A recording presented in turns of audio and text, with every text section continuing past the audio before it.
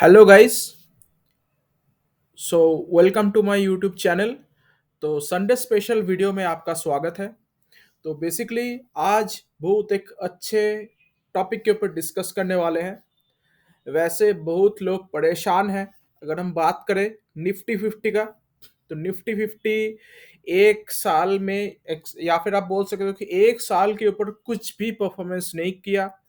Basically एक consolidation के phase में चल रहा है। यहाँ पे आप लोग देख सकते हैं, निफ्टी फिफ्टी का बात करें तो एक साल के अंदर कितना रिटर्न दिया है। बेसिकली कुछ भी रिटर्न नहीं दिया है। अगर मैं 2 साल का बात करूं तो यस, 2 साल में लगभग आप देख सकते हो सिर्फ पॉइंट, यहाँ पे मैं अगर बात करूं तो 14,500 से लेके ये अभी 17,000 जा चुका है, 3,000 पॉइंट ऊपर है 2 साल में। वैसे ये जो है आप देख सकते हो, ये जो हाई बना था लगभग 18,477, मीन्स अक्टूबर 2021 से लेके अभी तक किसी का भी कुछ भी रिटर्न नहीं बना है। अब ये ऐसा एक साल है जो कि काफी मीन्स टाइम बाद ऐसे टाइप का रिएक्शंस हर किसी से देखने को मिल रहा है, या फिर हर एक स्टॉक से भी देखने को मिल रहा है कि कुछ भी रिटर्न बना के नहीं दिया है। और शॉर्ट टर्म का जो इन्वेस्टर है उनके लिए ये टोटल ये वीडियो नहीं है। जो लॉन्ग टर्म में इन्वेस्ट करना चाहते हैं उन लोगों के लिए ये टोटल ये वीडियो होने वाला है। बेसिकली आज मैं जिस ऐप को यूज कर रहा हूँ, ऐप तो नहीं है, आप बोल सकते हो वेबसाइट है। उस वेबसाइट का नाम है स्टॉक एज।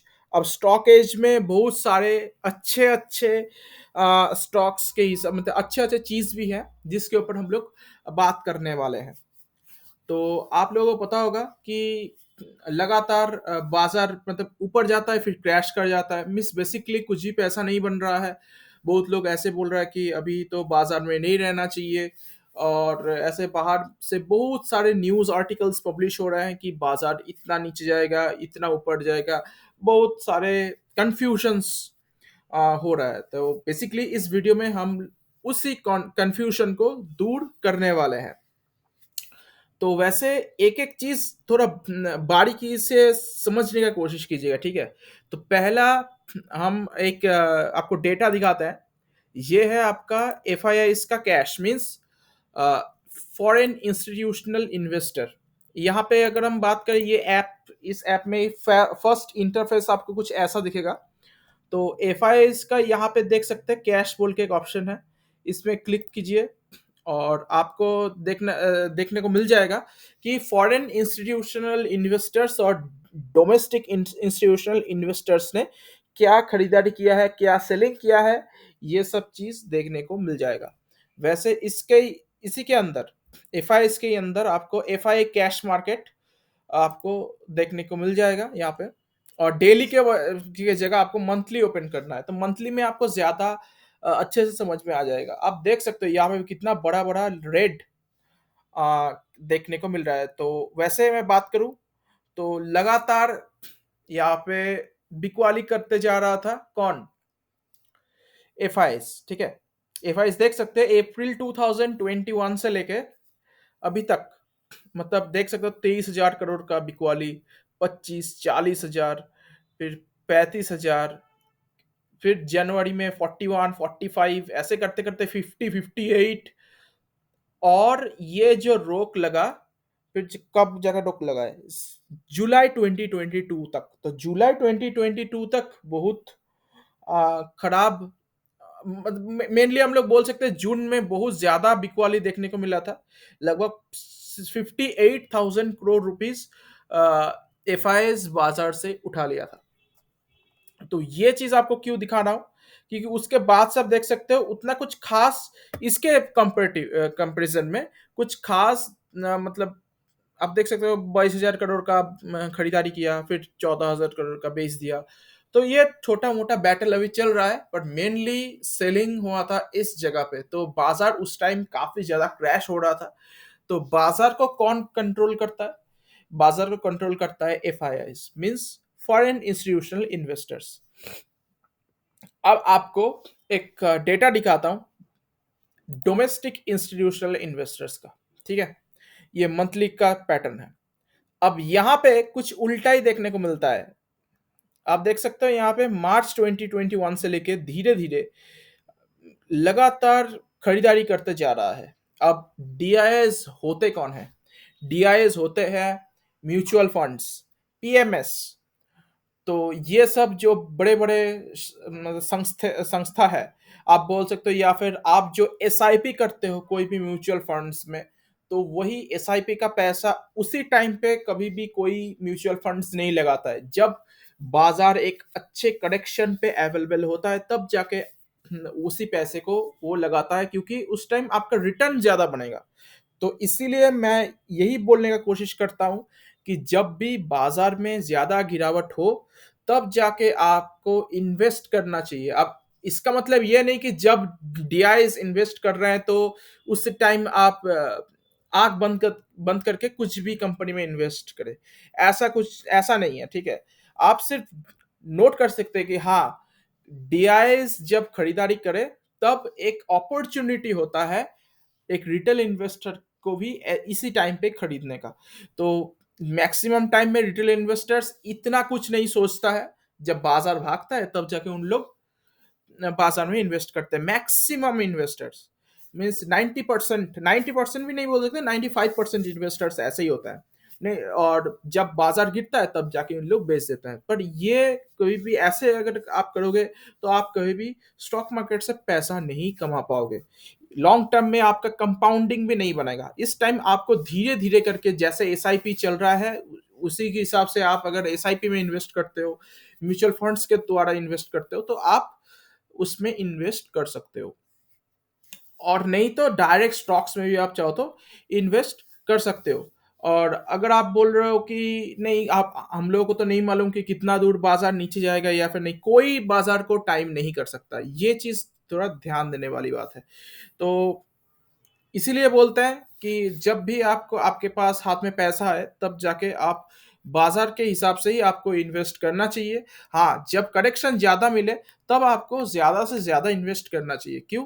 क्योंकि मार्जिन ऑफ सेफ्टी बोल के भी एक चीज़ होता है। जैसे मैं बर्जर पेंट्स के तरफ भी बोला था, एक स्टॉक का नाम ले रहा हूँ कि बर्जर पेंट्स ऊपर से बहुत ज़्यादा टूट चुका है। वो अभी कोविड के बॉटम के पी रेशियोज़ के आसपास ट्रेड कर रहा है। तो बेसिकली उसमें अब ज़्यादा गिरावट होने का चांसेस बहुत रेयर है। ऐसा नहीं कि नहीं हो सकता, पर हाँ, बहुत रेयर है। ना होने का चांसेस बहुत ज़्यादा है। तो इसी टाइम पे आपको खरीदारी करने का मौका देखना चाहिए। कभी भी ऑल टाइम हाई के आसपास खरीदना नहीं चाहिए, और अच्छे-अच्छे स्टॉक्स में भी इन्वेस्ट करना चाहिए। बहुत लोग बोलते हैं कि अब इस टाइम पे किस में इन्वेस्ट करूँ? हर कोई कि जब भी मैं इन्वेस्ट करता हूँ तब जाके वो स्टॉक टूट जाता है। तो उसके ऊपर ही थोड़ा बहुत बात कर लेते हैं। तो ये तो हो गया एफआईडीआई की एक्टिविटी, ठीक है? और आपको कहाँ पे जाना है? आपको अभी जाना है सबसे बेस्ट तरीका, आपके पास अगर मतलब बहुत सारे सेक्टर्स के ऊपर जानना है, तो सेक्टर्स में जा सकते हैं। अगर आप इंडाइसिस के हिसाब से जा सकते हो, तो इंडाइसिस के ऊपर भी जा सकते हो। वैसे मैं यहाँ पे इंडेक्स ईटीएफ या फिर कोई भी रिकमेंड, मतलब ऐसे चीज़ को मैं नहीं बोलने वाला। मैं हर एक सेक्टर के हिसाब से, इंडाइसिस के हिसाब से ही उसके अंदर आपको कैसे अच्छे-अच्छे स्टॉक्स देखना है, उसके ऊपर बात करने वाला हूँ। तो कुछ ऐसे स्टॉक्स भी है जिसमें आप चाहो तो मीन्स आपका पैसा फिर भी, मतलब ऐसा नहीं कि रिस्की नहीं है ये स्टॉक मार्केट तो रिस्की है ही, बट इनमें रिस्क काफी कम होता है। तो आपको कैसे फाइंड करना है? पहली बात, इंडाइसिस में जाइएगा।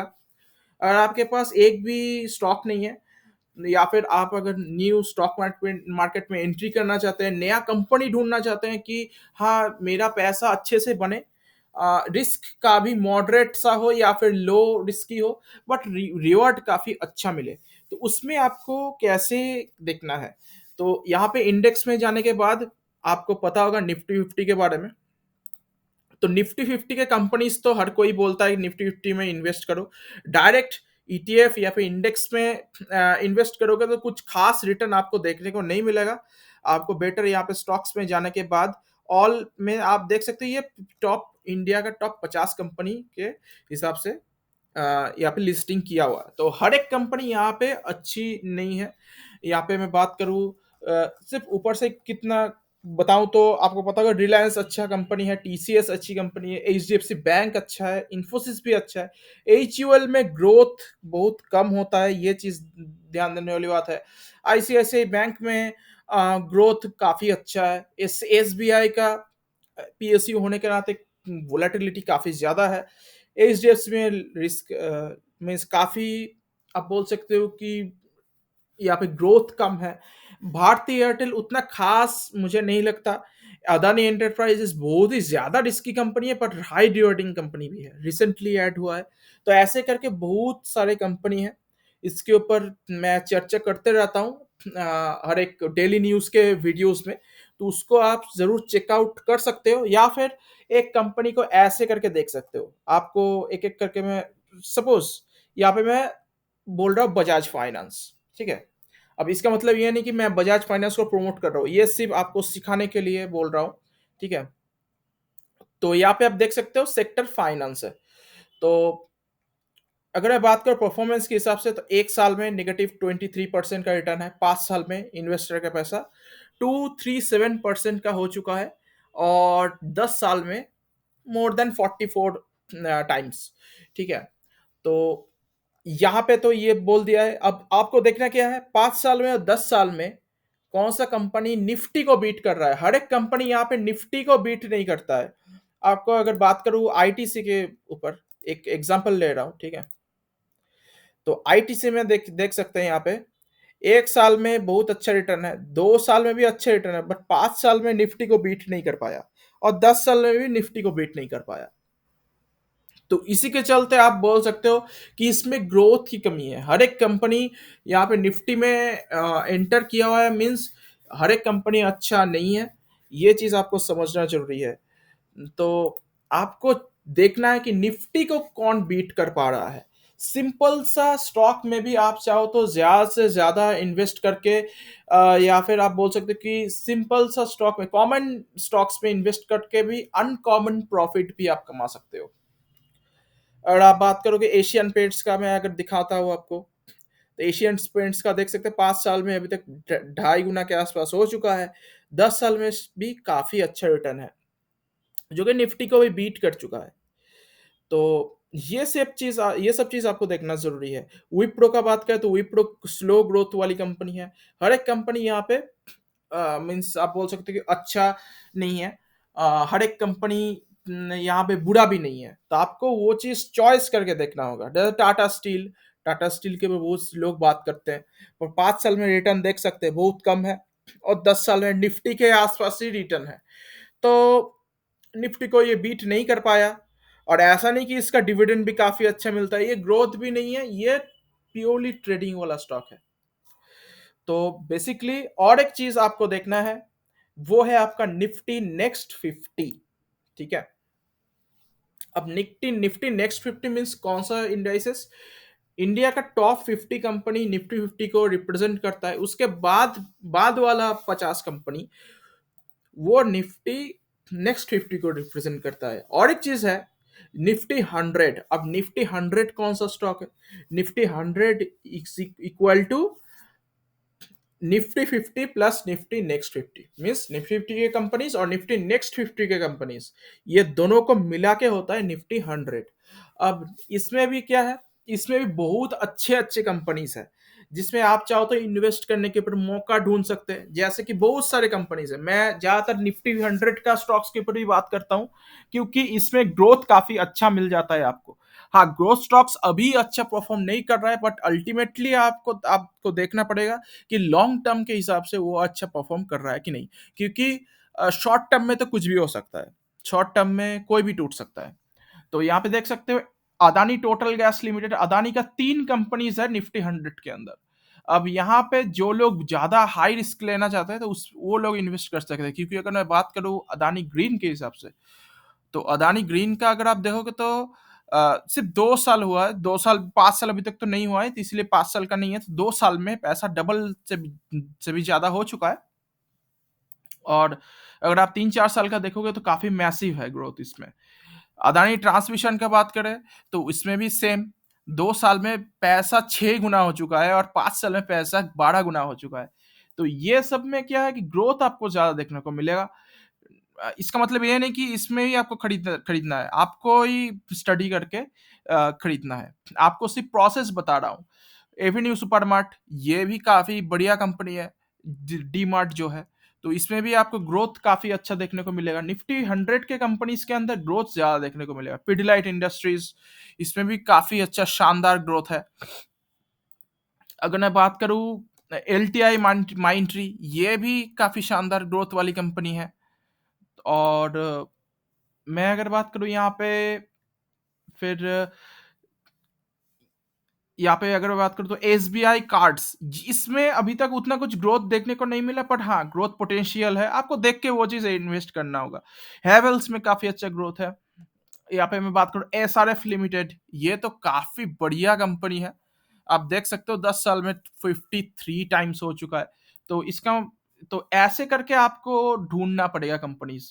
मीन्स जो कि कॉमन भी नहीं हो या फिर उतना अनकॉमन कॉमन भी नहीं है, क्योंकि टॉप 100 कंपनीज़ को ये लोग रिप्रेजेंट करते हैं या फिर निफ्टी नेक्स्ट 50 के पार्ट है। बर्जर पेंट्स जो है, टोरेंट फार्मास्यूटिकल्स काफ़ी अच्छी कंपनी है। आईआरसीटीसी ठीक-ठाक मुझे लगता है पीएसयू उसमें, उतना ख़ास नहीं पर ठीक-ठाक लगता है। पीआई इंडस्ट्रीज़ यूपीएल से बेटर कंपनी है। यूपीएल निफ्टी 50 का पार्ट है। इन्फो एज फिर अगर मैं बात करूँ अ, यहाँ पे और कुछ देखने को नहीं मिलता है। फिलहाल ग्लैंड फार्मा में आप चाहो तो कॉन्ट्राबेट ले सकते हो, बहुत लोग कॉन्ट्राबेट लेते हैं। तो इसमें भी चाहो तो कर सकते हो। तो ऐसे करके आपको कंपनीज़ फाइंड करना है।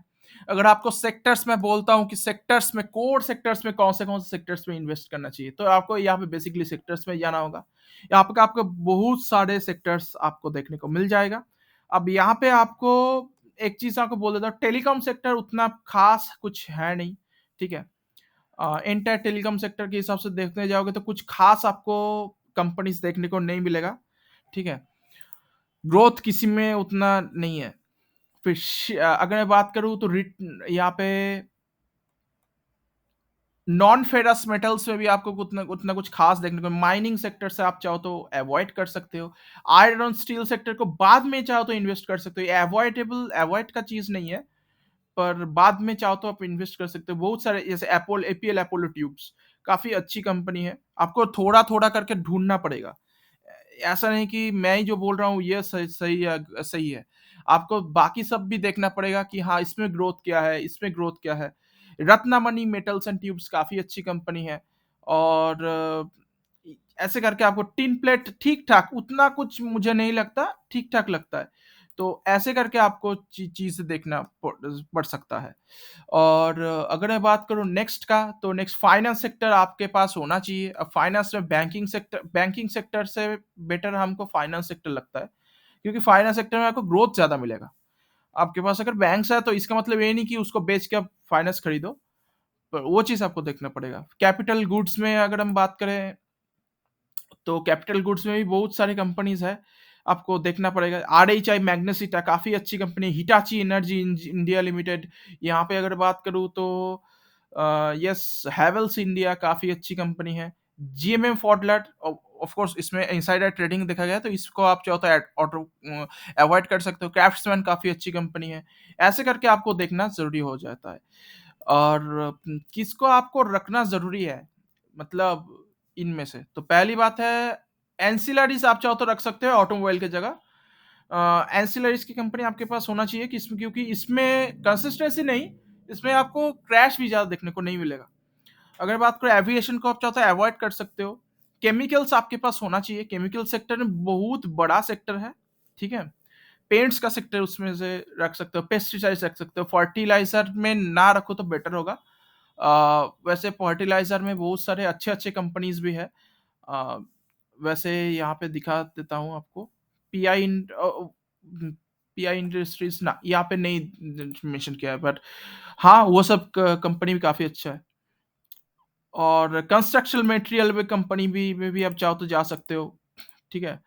यहाँ पे बहुत सारे कंपनीज़ आपको देखने को मिल जाएगा।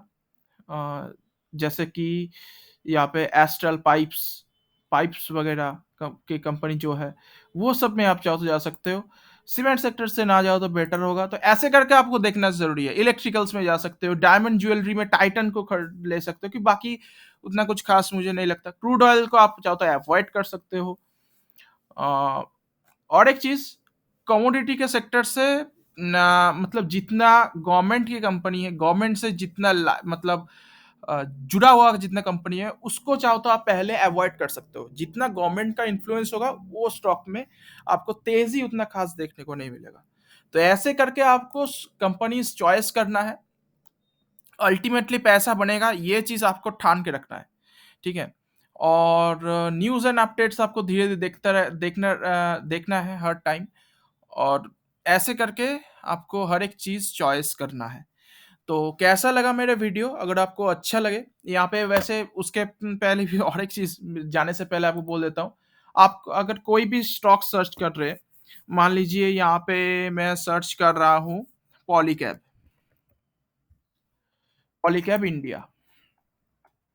अब यहाँ पे आपको देखना क्या है? यहाँ पे आपको देखना है पहले कौन सा सेक्टर से बिलोंग करता है। इलेक्ट्रिकल सेक्टर यहाँ पे दिया है, बेसिकली ये कंज्यूमर सेक्टर से ही बिलोंग करता है। फंडामेंटल्स, तो फंडामेंटल्स में आपको यहाँ पे मैं बात करूँ तो फाइनेंशियल्स में भी बैलेंस शीट की जगह पीएनएल चेक कर सकते हो हर एक कंपनी के। जैसे नेट सेल्स, यहाँ पे आपको टोटल सेल्स के ऊपर आप एक ग्राफ देख सकते हो। यहाँ पे देख सकते हो, यहाँ पे टोटली दिया है कैसे करके ग्रो कर रहा है, ये चीज़ आपको देखना ज़रूरी है। ठीक है। और स्क्रीनर भी है, स्क्रीनर में भी आप ये मिलेगा, पर ये बार ग्राफ आपको वहाँ पे देखने को नहीं मिलेगा। बहुत सारे चीज भी उसको डिस्कस करना है। पैट देखना है, PAT means profit after tax, ये चीज आपको देखना जरूरी है। प्रॉफिट कैसे बढ़ रहा है साल दर साल, तो अभी भी देख सकते हो ये। और एक बिल्डिंग, इसमें बिल्डिंग में और भी ऐड होगा, क्योंकि लास्ट क्वार्टर का, क्वार्टर फोर का अभी तक देखने को नहीं मिला है इस साल अभी तक, क्योंकि अभी तक आया नहीं है। Q3 अभी चल रहा है, Q3 के बाद Q4 आएगा। तो ऐसे करके आपको चीज़ें देखना है, कंपनी को स्टडी करना है, उसके बाद ही इन्वेस्ट करना है। अपने रिस्क के हिसाब से इन्वेस्ट कीजिए और अच्छी कंपनी में इन्वेस्ट कीजिए। अच्छी कंपनीज को देखने के लिए मेरे चैनल को फॉलो कर सकते हैं। तो मिलते हैं किसी दूसरे वीडियो में, तब तक के लिए गुड बाय।